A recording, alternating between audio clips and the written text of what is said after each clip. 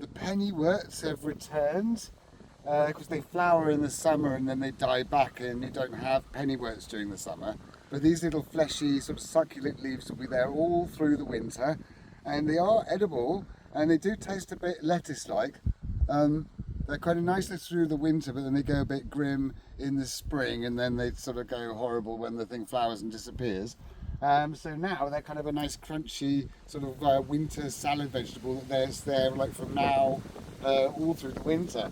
And they like growing in walls and banks, and sometimes even when you get a lot of moss, you get them growing up sort of tree trunks as well. Like a perennial plant, comes from Europe, parts of Asia, North Africa.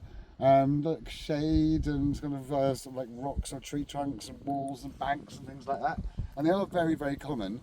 Sort of generally get a lot of them in woods and hedgerows and things.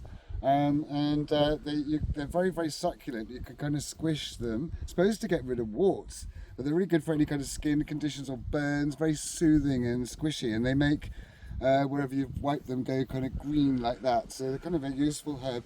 And they're supposed to be good for liver or spleen inflammation, as well as digestion, and good for your skin and loads of other things.